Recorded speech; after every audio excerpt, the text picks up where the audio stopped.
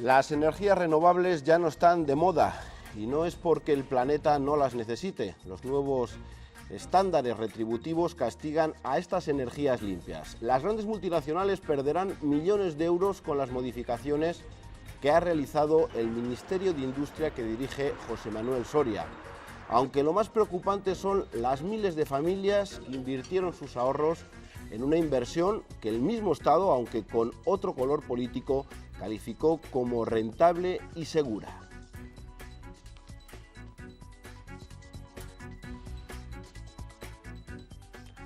Hola, ¿qué tal? Muy buenas noches. La energía eólica y la fotovoltaica ha pasado del negocio del siglo a un negocio cuanto menos ruinoso.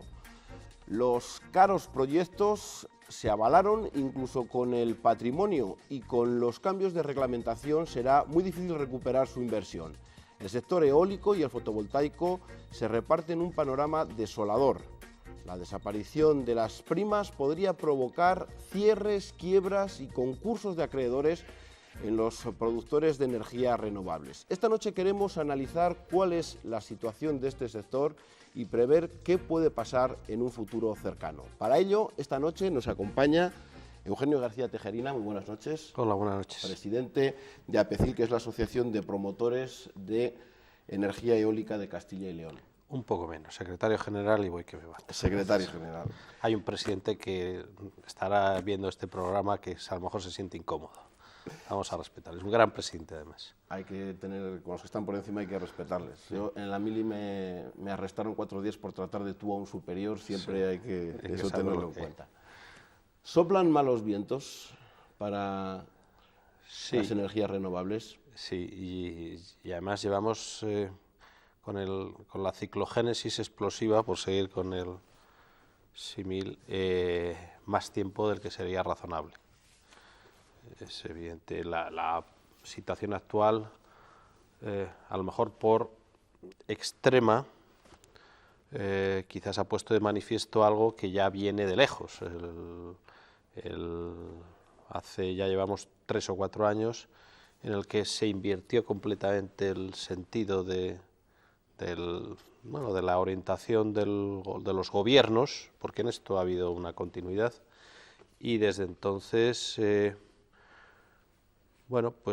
asistimos preocupados inicialmente y ahora tremendamente alarmados a una sucesión de medidas regulatorias que, el daño que han hecho a un sector que era, se decía, y con razón, referente, modélico, marca España, generador de riqueza, puestos de trabajo, etcétera, etcétera, se ha convertido en un sector, no diré que abatir, pero desde luego un sector objeto de un sistemático maltrato regulatorio por parte del gobierno, ¿no? Y el problema es muy serio. Alberto Nieto, delegado de Ampier de Castilla y León.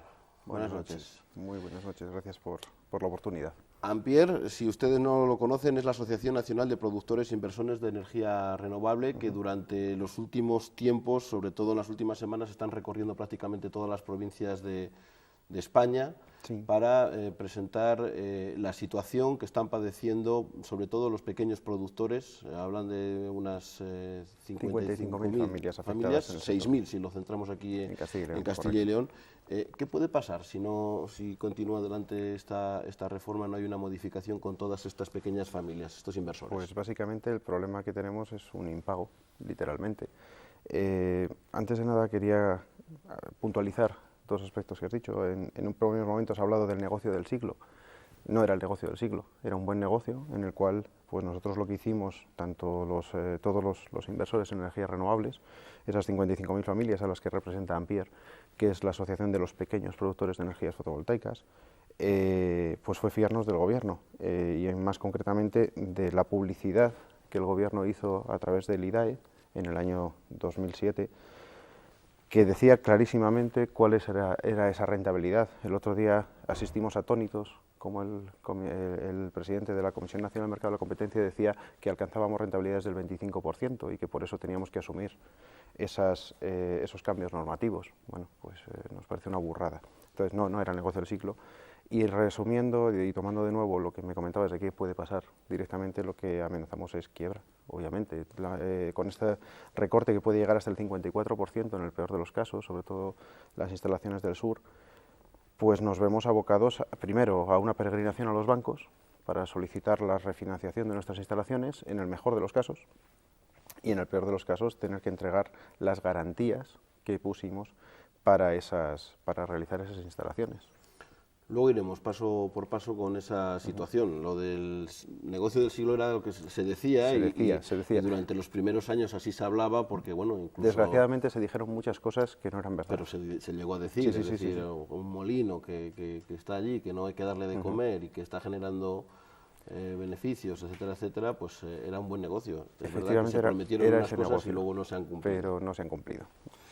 También está con nosotros Fernando Martínez, buenas noches. Hola, buenas noches, que es el director de Iberdrola Renovables aquí en Castilla y León. Gracias por estar esta noche con nosotros. Muchas gracias a vosotros. Pequeños inversores, también las grandes compañías están sufriendo bastante con esta reforma energética, porque ustedes, al menos si hubiera estado en sus manos, no lo hubiesen hecho así. No, yo creo que no. Yo creo que uno de los grandes méritos, si se puede decir así, de esta reforma o de esta previsible reforma es precisamente que ha puesto de acuerdo a todos los implicados en el sector de las renovables, tanto a los pequeños inversores como a las grandes compañías. Yo creo que a pocas reformas han tenido una contestación por parte de todo el sector, y yo creo que ese es uno de los grandes errores de esta reforma, y es que se ha realizado sin contar para nada con los agentes implicados, no se ha contado con las asociaciones con las que se debía de haber conocido su punto de vista, ni con las grandes empresas. Entonces yo creo que ese es uno de los grandes defectos de esta reforma. Y por último nos acompaña Teodosio del Caño, director técnico de Onís Solar. Buenas noches. Muy buenas gracias noches, por estar aquí. Su empresa, como otras muchas, me imagino que también crecieron en Castilla y León, en el resto de España, con una normativa diferente, que me imagino que ahora mismo también con los cambios están sufriendo, y a lo mejor mucha parte del trabajo del negocio incluso se ha ido fuera de este país. En nuestro caso concreto siempre hemos sido una empresa global, entonces hemos tenido un nivel de facturación fuera de España bastante elevado. Lo que pasa que ahora realmente el problema es que el nivel de facturación en España va a ser cero, y sobre todo a nosotros nos preocupa más el futuro, ¿no? Porque el cambio regulatorio, incluso con la ausencia de primas, impide el desarrollo de la generación distribuida de una manera inteligente en este país, ¿no? Y una empresa como Onyx, cuyo objetivo es la integración arquitectónica fotovoltaica, donde la fotovoltaica es una propiedad activa más, junto con el desarrollo de materiales inteligentes que aportan eso precisamente, propiedades pasivas y activas, pues en nuestro mercado concreto, que es la eficiencia energética en edificios, pues la nueva regulación es un verdadero drama. Pero yo quiero ir más allá de las renovables y realmente destacar que esto ya no es un problema de las renovables. El problema de este país es que nunca ha habido una estrategia largoplacista en el sector energético, y al final son vaivenes políticos. En el año 1986 fue una moratoria nuclear, posteriormente fue una apuesta brutal por la cogeneración, después una apuesta brutal por las renovables, y luego marcos jurídicos que se toman con decisiones cortoplacistas. Y esto genera un desastre que hace que aquí gente que representamos intereses completamente distintos estemos de acuerdo que realmente el Ministerio de Industria o no conoce el sector energético de este país, o lo único que le interesa es un resultado a corto plazo, dejar ahí la patata caliente y ver quién la resuelve. Y aquí son decisiones políticas que se toman, desde luego, sin tener en cuenta a los agentes. Y ese es el problema realmente de todos los problemas del sector energético en este país, no solo de las renovables, que eso quiero también hacerlo destacar, ¿no? O sea, este problema dentro de 5 años, si las cosas no cambian mucho, le seguiremos teniendo, habiendo hundido 3 o 4 industrias, no solo las renovables, sino otras muchas. Bueno, no es sencillo explicar la reforma energética de este país, es más bien, diría que es bastante complejo. Los promotores de energías renovables exigen seguridad jurídica, que se respete lo que se dijo con el anterior gobierno, de lo contrario dicen que no van a poder pagar los créditos contraídos, al menos los pequeños productores. Le resumimos los pasos que se han dado hasta la situación actual. Estos dos hombres son el objeto de las críticas de todo el sector energético español. El ministro de Industria, José Manuel Soria, y su secretario de Energía, Alberto Nadal, han acometido en año y medio varias reformas que no han gustado a nadie. Su objetivo, reducir el déficit de tarifa, que ya roza los 30.000 millones de euros. Hay que financiar y hay que dedicar cada año una parte para amortizar el principal intereses de esa deuda. Y esas cantidades que se destinan a amortizar principal e intereses van retroalimentando el coste mismo. La reforma energética comenzó en diciembre de 2012. Se revisaron al alza tasas e impuestos. Por ello cesó su actividad la central nuclear de Garoña. En julio de 2013, un Real Decreto reducía las retribuciones a las instalaciones y las vinculaba al bono a 10 años. En diciembre de 2013 entraba en vigor la nueva ley del sector eléctrico, que incidía aún más en el recorte de las primas y marcaba la revisión automática de los costes fijos de la energía. Y en febrero de 2014 se conoce el borrador de la orden ministerial que concreta los recortes de las primas. El sector se ha puesto en pie de guerra y también algunas comunidades autónomas, como Extremadura, que va a recurrir la reforma. Entendemos inconstitucional la modificación que se plantea del régimen jurídico y retributivo de las plantas de producción de energía eléctrica a partir de fuentes renovables con derecho a prima. Los recortes se aplicarán retroactivamente desde julio de 2013 y fijan un interés razonable a criterio de la Administración, de momento en el 7,5%. Hasta ahora el retorno medio era del 20%. Repercuten duramente en la eólica. El 37% de los parques, los anteriores a 2004, se quedan sin primas. Serán unos 1.000 millones de euros menos. Si este sector pudiese cerrar las instalaciones e irse a otro sitio, seguramente no estaríamos recibiendo el trato que estamos recibiendo por parte de las autoridades. En las fotovoltaicas los recortes variarán entre un 10 y un 54% dependiendo de los casos y rozarán los 700 millones. Muchos huertos solares podrían cerrar si los bancos no renegocian los préstamos concedidos. Y lo que hacen es 100% inseguridad jurídica total y encima no sé cuándo te pagaré ni cómo te lo pagaré. En total serán casi 4.000 millones, puesto que también afecta a minicentrales eléctricas, a plantas de biomasa y a las de tratamiento de purines. Si nos bajan la retribución un 40%, obviamente las plantas cerrarán de manera definitiva. Otro problema de la orden es su complejidad por la casuística en la que cae. Establece 1.400 tipos de retribución según variables de antigüedad, potencia, tecnología y otros factores. Además, esta reforma energética regula el autoconsumo, poniendo por primera vez tasas e impuestos al vertido del excedente de energía a la red general. Se lo comentábamos, es bastante complejo, pero ahí al final veíamos una suma de dinero que es como una resta de algo que se estaba dando y que el Estado lo necesita para a lo mejor otras prioridades, otros menesteres. Si no estuviésemos ahora mismo en una situación de crisis como la que tenemos, ¿esto hubiese sucedido? ¿El Gobierno hubiera hecho estos cambios que ha realizado? ¿Creéis? Seguramente no, o seguramente de otra manera, o seguramente con otras magnitudes y seguramente mejor. Yo creo, y en eso podemos estar todos de acuerdo, que una parte del problema es no tanto enfrentar una situación que había que arreglar, que es la falta de equilibrio en el sistema energético, sino una parte del problema es cómo se hacen las cosas. Apuntaba Fernando que hay un problema absoluto de falta de diálogo, y yo creo que en eso tiene que ver con las urgencias de un gobierno pues preocupado por problemas que es evidente que tienen una trascendencia enorme, como es cuadrar el déficit frente a Bruselas, acometer una serie de reformas con urgencia, bueno, pues para estabilizar la economía y que ésta sea capaz de remontar. Eso es así y eso es evidente. Y también es evidente que esas angustias que entiendo que los miembros del Gobierno tienen en estos momentos, pues condicionan la toma de decisiones, ¿no? Por ejemplo, al hablar de estas cifras, ¿no? Había un compromiso por parte del Gobierno, pero que estaba escrito ya, o sea, no es una voluntad de, sino que estaba previsto ya en la norma que parte de los costes o del sistema fuesen asumidos por los presupuestos del Estado. Luego, si eso hablamos sobre ellos, las cuestiones extrapeninsulares y demás. Eso, en el último segundo, se cae y le dejan al Ministerio de Industria con un roto de más de 3.000 millones de euros que deberían de haber ido a presupuestos. En el último minuto, el ministro de Hacienda decide, porque hay que llegar al 6,5%, nada más que por eso, que eso ya no lo asumen los presupuestos. Esas situaciones son las que provocan determinadas actuaciones regulatorias que nos han llevado como nos han llevado. Luego, respondiendo a la pregunta, seguramente sí. Es que al menos habrá que pensar que los consumidores han salido beneficiados, por lo menos, o no, o tampoco. Pues hombre, si vemos el IPC eléctrico de los últimos años de este país, desde luego es obvio que no, porque los consumidores están sufriendo muchísimo. Estamos hablando de términos tan duros como pobreza energética.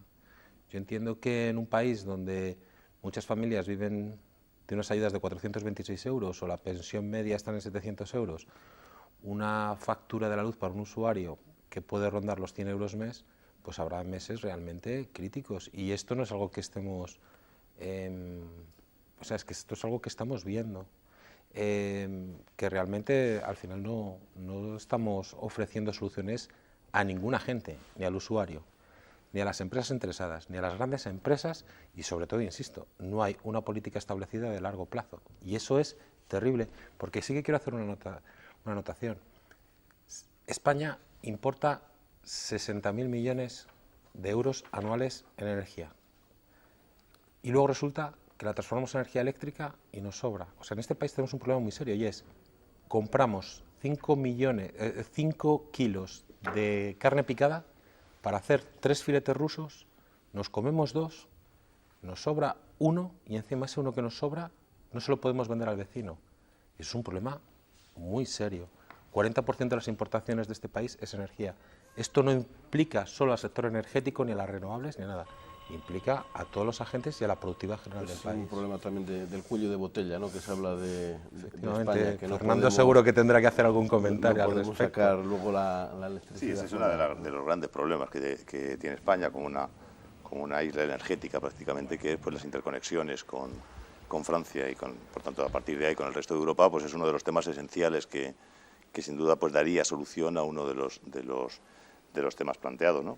Pero a mí me gustaría, retomando lo que se ha dicho, el hablar cuando se habla del recibo de la luz o de lo cara que es la luz.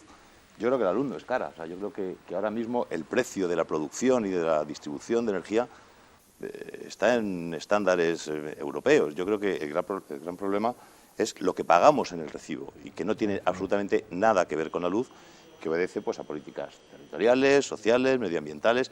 Se ha convertido un poco en un cajón desastre donde se van cargando determinadas partidas y que eso ha generado pues, un incremento importante en el recibo de la luz. Y yo creo que la reforma se hubiera hecho de cualquier manera. Yo creo que este es el final, esperemos el final de una reforma porque empezó ya en el tema de las renovables en el año 2009 con la creación del famoso registro de preasignación, es decir, ya se empezó a limitar la instalación de potencia. Yo creo que mientras estemos en la situación actual con un bajo consumo, con un déficit importante, yo creo que la reforma sí que era necesaria. Otra cosa es cómo se ha hecho y desde luego yo creo que ahí es donde sí es sustancialmente mejorable el procedimiento. Totalmente de acuerdo. La generación no es cara, lo que es cara es la factura. Efectivamente. ¿Las renovables son las grandes paganas de esta tarifa eléctrica? Las renovables son las grandes, según se dice, culpables de esta tarifa eléctrica.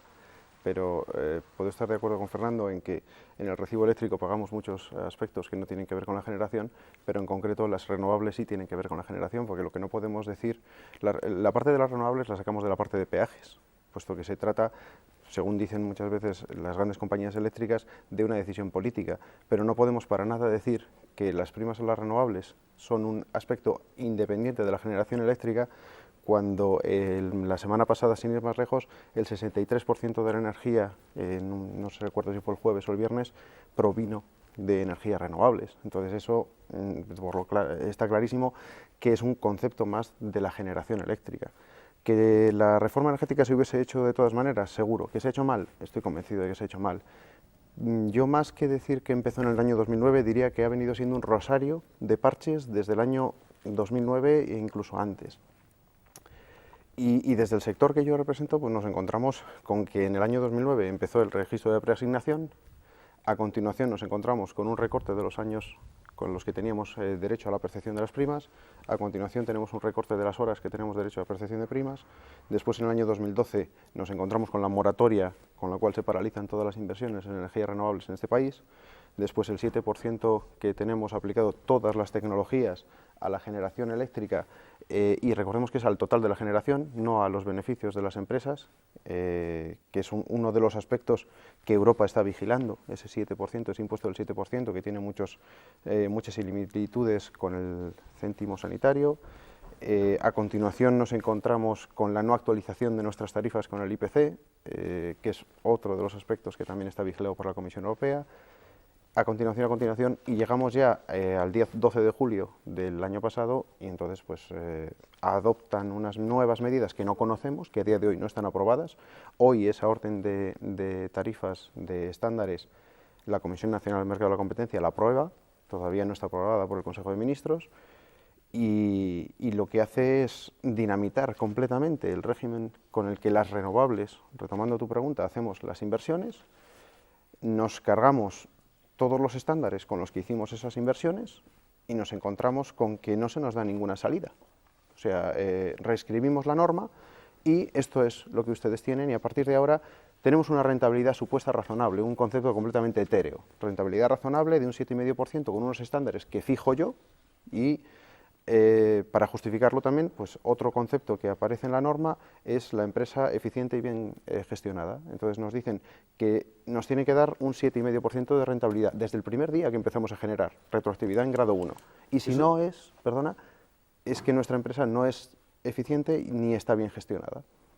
Esos productores de energía, que son de todo tipo, grandes, pequeños, me imagino que también habrá extranjeros, capitales de riesgo, estarán creando una mala imagen, claro, de España, los que han invertido dinero. El problema que estamos teniendo es un problema que nacional. ya no les salen las cuentas, esto porque no es han un cambiado problema, las reglas. Esto, Eduardo, no es un problema de los inversores en energías renovables ni de las grandes empresas del sector, es un problema nacional, es un problema que está afectando a la credibilidad del país, puesto que es un problema de seguridad jurídica que directamente pues nos estamos cargando. No se puede dar una palabra y después cambiar las normas de juego a mitad de partido, porque esto lo que hace es que los inversores extranjeros se retraigan, y de hecho tengo una noticia de ayer mismo que dice que Bruselas amonesta a España por adoptar recortes retroactivos en las energías renovables. No sé si compartís sobre todo esa imagen que se está dando y que puede dar que pensar a la próxima vez que se invierta aquí en España, sí, sobre todo a largo plazo, sobre todo los que son inversiones a largo plazo. Sin duda, yo creo que la situación de inseguridad jurídica que ahora mismo se ha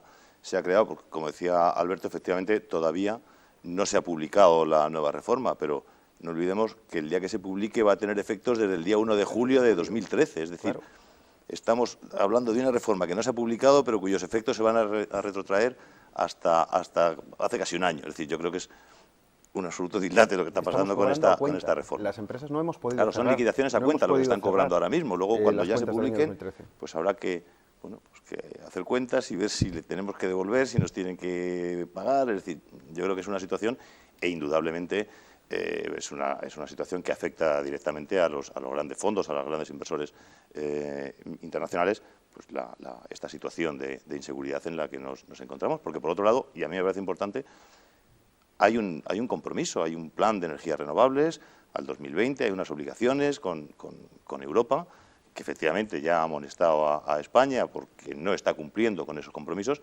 Y yo creo que eso a la credibilidad del país y lo peor, preocupa. Fernando, no es que haya amonestado Europa, lo peor viene por las demandas que tenemos en los arbitrajes internacionales. A día de hoy España tiene abiertos 8 arbitrajes internacionales contra las reformas y las modificaciones con carácter retroactivo de las distintas reformas energéticas.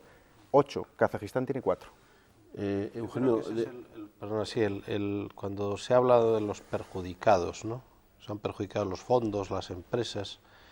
Esta circunstancia a quien perjudica es al país, es la que nos perjudica a todos. España, entiendo, en estos momentos el principal problema que tenía desde el punto de vista económico y la prima de riesgo es un ejemplo de ello, es un problema de confianza y de credibilidad, y al final, si tú no generas confianza, tu deuda es más cara. El diferencial, ahora ya parece que las cosas están un poco más relajadas, pero el diferencial de España con Grecia, por no hablar de nosotros, era que me fío más de Alemania que de Grecia.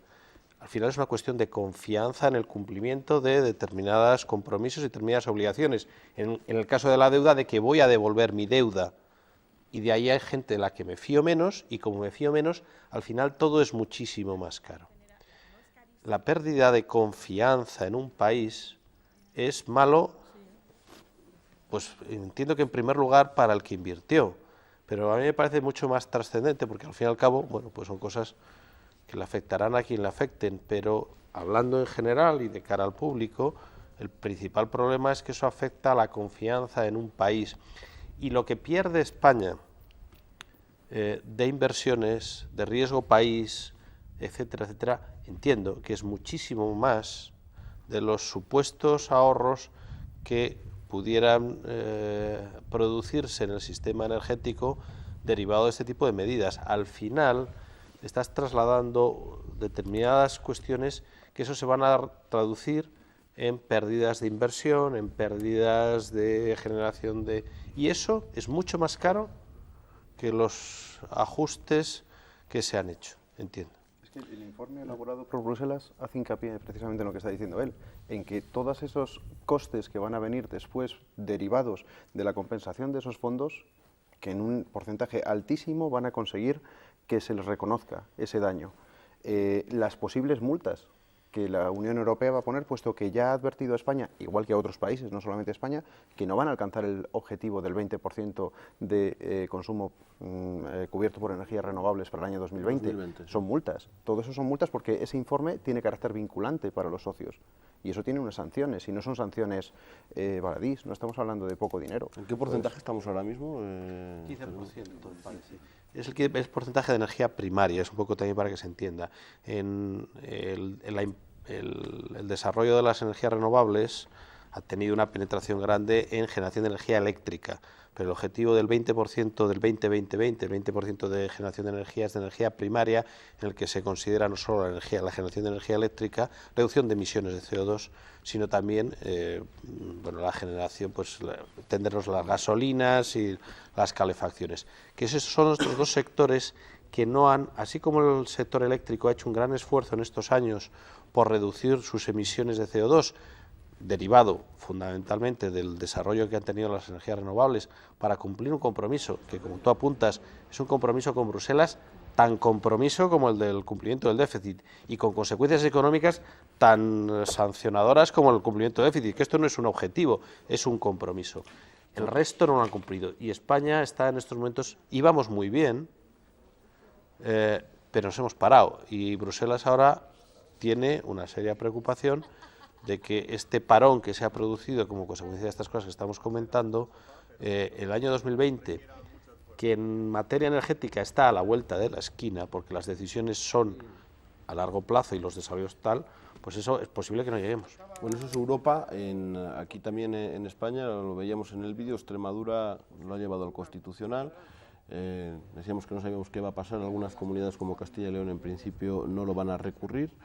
Un recurso de constitucional por el recorte retroactivo. ¿Qué creéis que va a pasar? Porque a lo mejor el propio Constitucional es el primero que lo echa para atrás.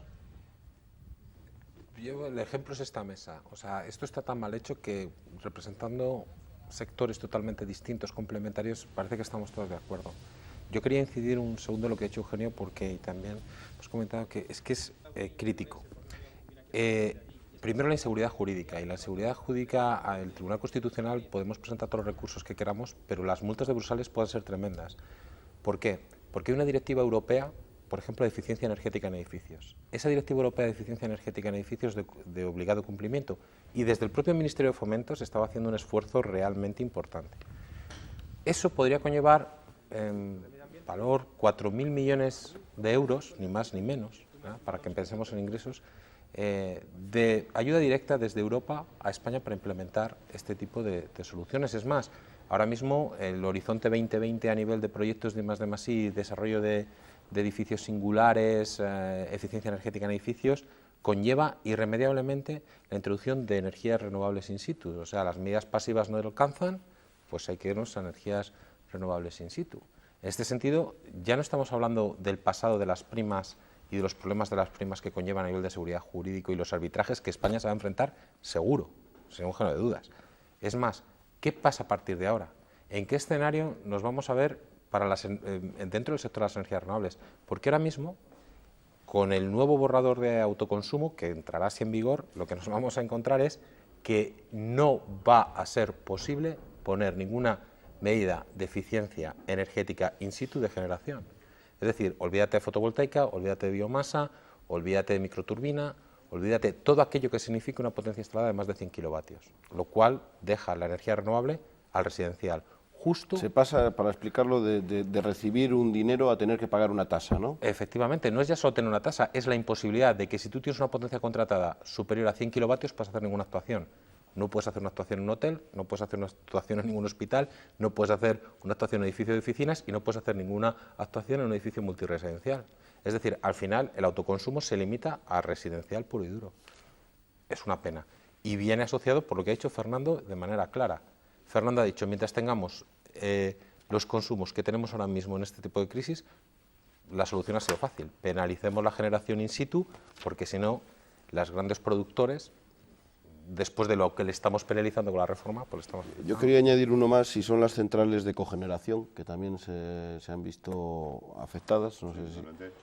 Y yo creo que con la cogeneración, algo más que lo que es solamente el sector energético. O sea, yo creo que esta reforma afecta directamente a lo que es todo el sector industrial. O sea, el sector renovable, una de las características fundamentales que tiene, tanto la fotovoltaica como la eólica, como la generación, es precisamente toda la industria auxiliar que conlleva, todas las fábricas, y que evidentemente un parón de este tipo en las instalaciones va a suponer, y de hecho está suponiendo, pues el cierre de muchas fábricas dedicadas a la fabricación de elementos para los aerogeneradores o para las calderas. Es decir, yo creo que ahí se va a notar mucho. Y el otro factor, indudablemente, es la cogeneración, que va a llevar pues, a determinadas empresas que la utilizan en sus procesos productivos pues, a una situación bastante compleja. Hay dos ejemplos. Europac, el grupo Europac, ha decidido no invertir 160 millones de euros en inversión. Claro, yo decía, nosotros nos dedicamos a generar paquetes y cartones, no a generar energía, pero si, claro, si hay una pérdida de esa rentabilidad en un 9%, no nos interesa hacer las inversiones.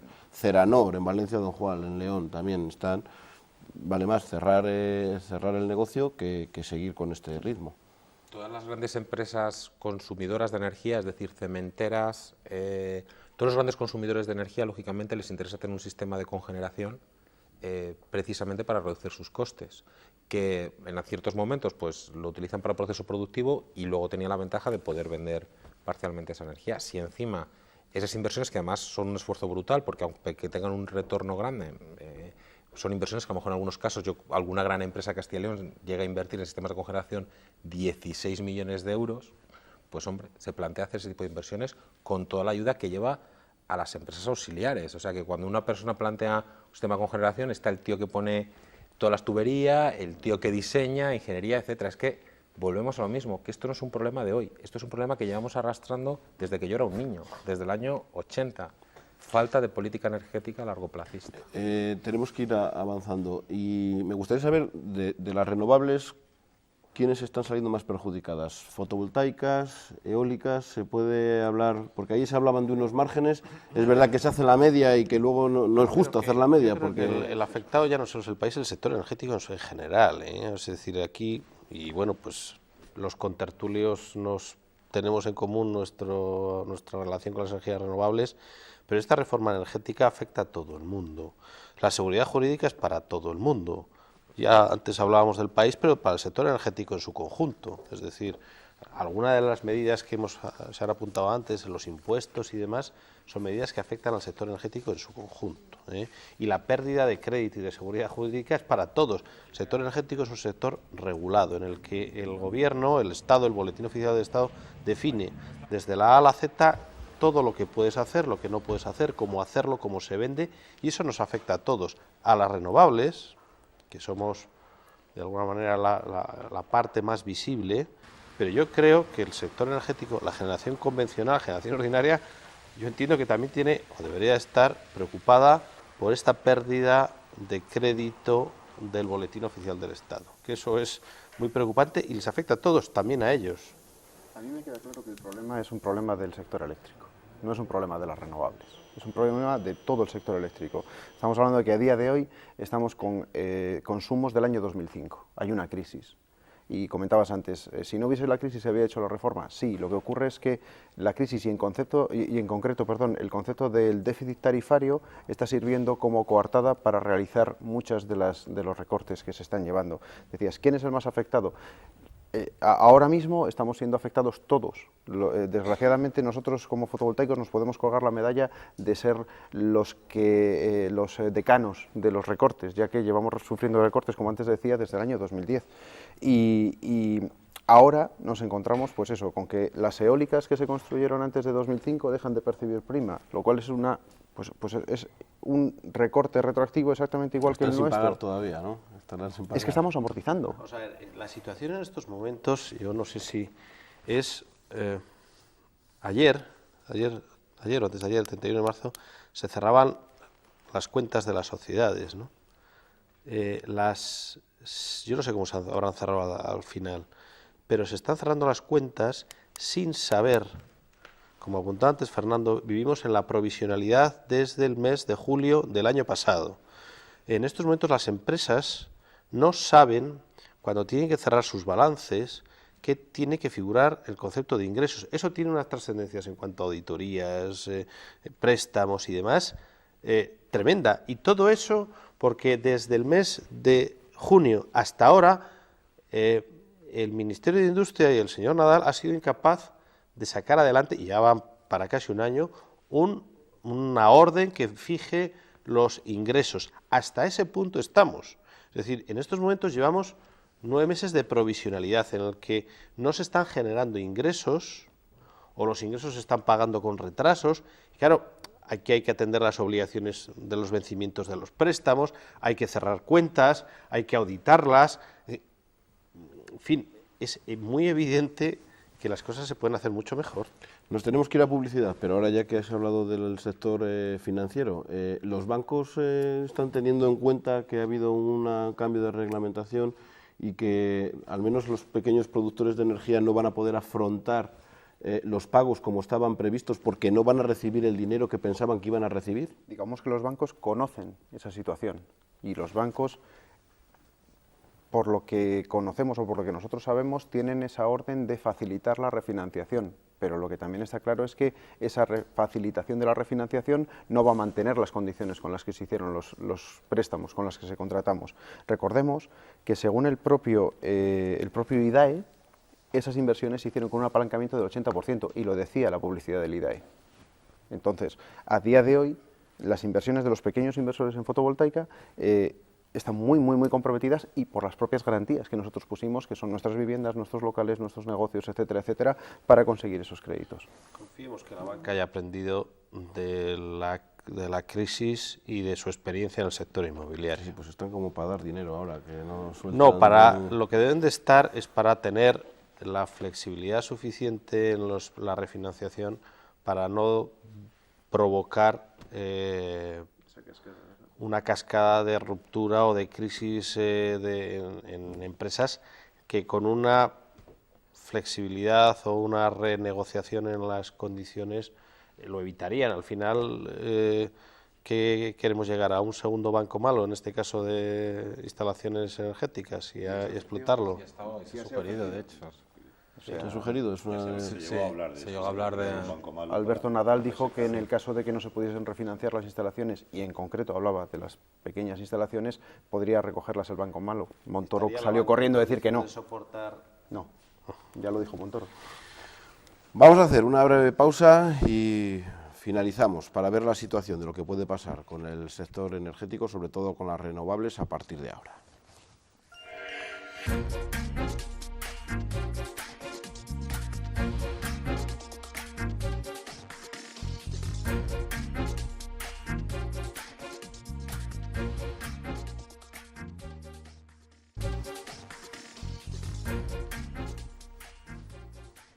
Saludos de nuevo, seguimos analizando el sector energético, los cambios que ha hecho el Gobierno central y que han dejado con el paso cambiado a todos los que han apostado por las energías renovables. Un rosario de decretos retroactivos han modificado las rentabilidades pactadas. En nuestra página web, www.rtvcil, hemos preguntado si creen que el Gobierno central ha contado precisamente con los productores de energías renovables para hacer esa reforma energética. El 67% considera que no se ha contado con ellos. Normalmente cuando se hace con Real Decreto no se cuenta con casi nadie. Con las grandes empresas, las grandes compañías, con Iberdrola, se ha contado para explicarles lo que se preveía si continuaban adelante y que puede hacer saltar el sector eléctrico. Hasta donde yo sé, no. No sé, luego ya en Iberdrola si se habrán mantenido otros contactos. Hasta donde yo sé, no se ha contado con las compañías. Esto, quiero decir, es un problema porque ¿cuál puede ser la situación a partir de ahora? ¿Qué es lo que puede pasar con estas aprobaciones, con el carácter retroactivo, con los pagos que hay que hacer? ¿Qué es lo que pensáis que puede pasar a corto plazo? En el sector fotovoltaico tenemos claro lo que va a pasar porque ya ha pasado, ya lleva y viene pasando desde hace años, pero al ser un recorte tan sumamente abrupto y tan sumamente grande en este caso y un cambio total de la normativa con la que se hicieron las inversiones, sabemos que lo que va a pasar ahora mismo va a ser una peregrinación de todos los afectados a sus entidades bancarias para tratar de renegociar esos préstamos y salvar las garantías. Pero claro, no olvidemos de lo que hemos estado hablando aquí, de esa seguridad jurídica, de esa merma de la confianza del país en el exterior, porque hablábamos antes sobre que no alcanzamos los mínimos del 20%, que estamos en un 15%, que nos quedan muy poquitos años y que hay que conseguir ese 20%. Y es como un tren que hemos parado y que nos va a costar muchísimo, muchísimo volver otra vez a arrancar.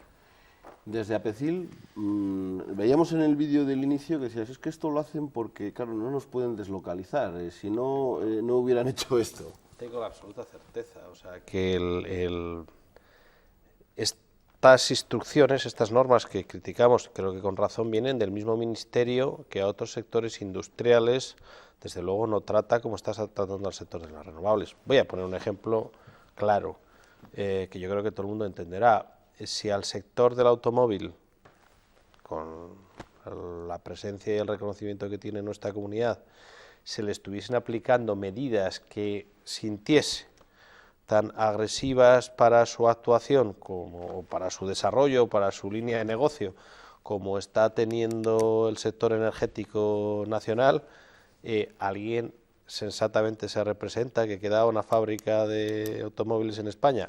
Evidentemente no, lo que recibe el sector del automóvil son ayudas, apoyos, abrazos, y está muy bien que sea así,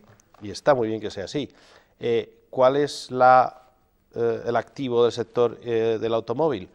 Que es un sector muy importante, pero el sector energético no lo es menos. La trascendencia es un sector que genera riqueza, puestos de trabajo, pero el sector energético no menos, no invierte menos. En Castilla y León, solamente en energía eólica, en estos años, la inversión directa ha superado los 8.000 millones de euros.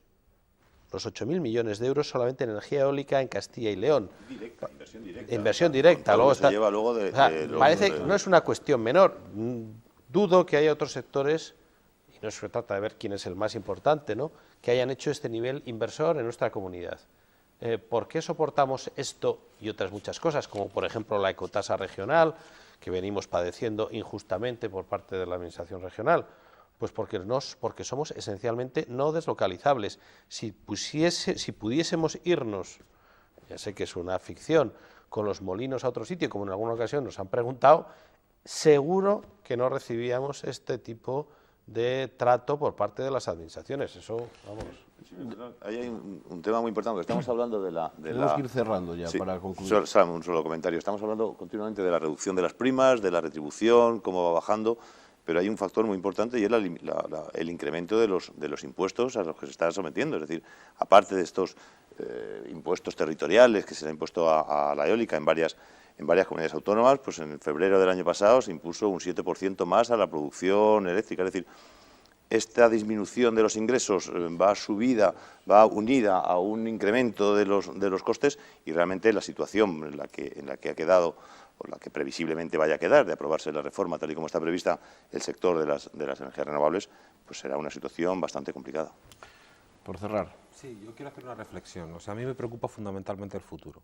O sea, ahora mismo el recorte de primas es un daño que se ha hecho a unos inversores terrible y que va a tener consecuencias. Y las consecuencias van a ser arbitrajes y realmente vamos a enfrentar un problema de seguridad jurídica grave.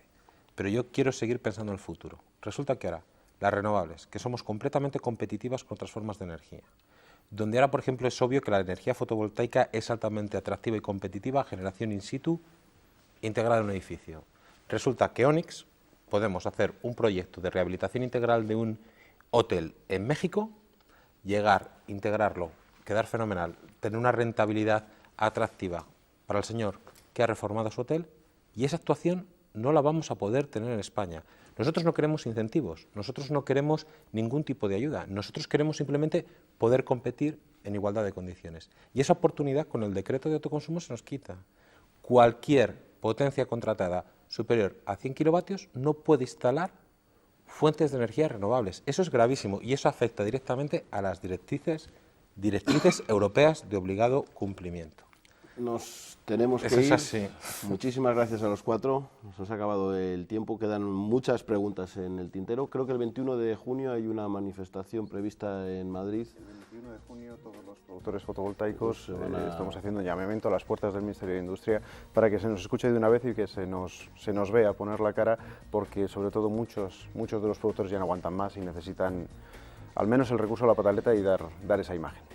Castilla y León Televisión estará pendiente también de esa manifestación y de esas quejas. Gracias a los cuatro por estar esta noche aquí. Nosotros nos tenemos que ir, ya volvemos el próximo miércoles. Descansen, pasen una buena semana.